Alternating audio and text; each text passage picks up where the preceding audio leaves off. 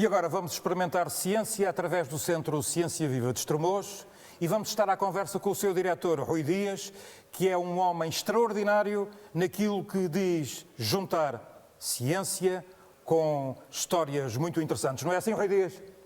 É assim. Olá, bem-vindo. Boa tarde. Olá, boa tarde, bem-vindo. E hoje falámos de uma história que é um pouco tentar perceber porque é que existem marcos na região de Estremoz. E vamos começar com uma experiência muito simples. Se eu deixar cair ácido diluído em cima de um calcário, começa a formar-se um gás que se vê pelo borbulhar no ácido.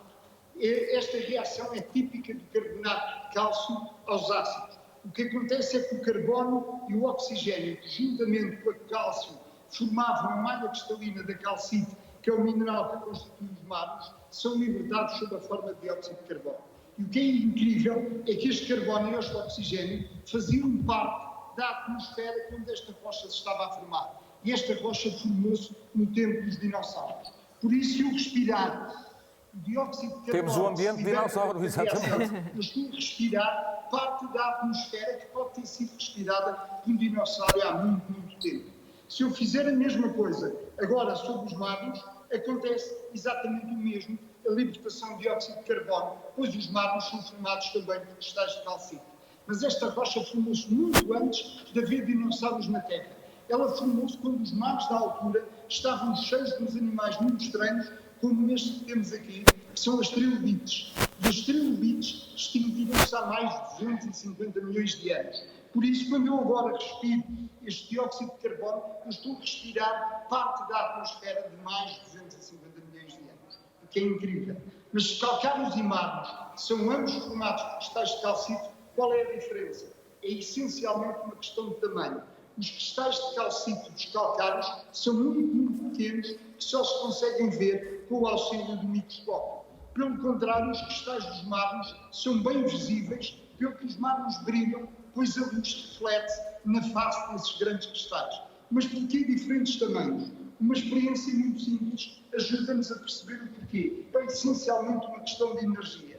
Aqui temos sabão diluído em água. E se eu for fornecendo energia a esta mistura de sabão com água, as bolhas vão crescendo à medida que eu vou fornecendo mais energia.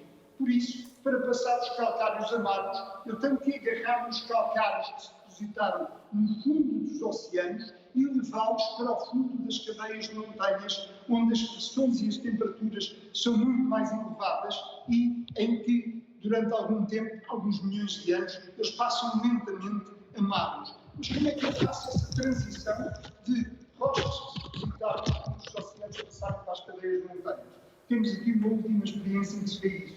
Temos uma série de leitos de rochas que imaginemos que são de rochas depositadas no fundo de um oceano. Se este oceano começar a fechar, porque os continentes que emergiram se vão aproximando da ação da tectónica de placas, o que vai acontecer é que as camadas que estavam horizontais vão deixar de estar horizontais, começam a ser dobradas e começam a ser fraturadas e os calcários vão ficar aprisionados no interior da cadeia de montanhas que se está a formar, por exemplo, aqui, lentamente passam a mármores. E estas dobras que vemos aqui, nós vemos na região de Estremoz, como está aqui num corte feito da estrutura da região de Estremoz, em que vemos perfeitamente em profundidade as rochas são dobradas. É esta, em 3 minutos, aquilo que podemos dizer sobre como é que eu passo de calcários e chego aos mármores. Até parece fácil, até parece fácil. Rui Dias, muito obrigado. Foi mais uma história muito interessante. Continua a acompanhar o festival.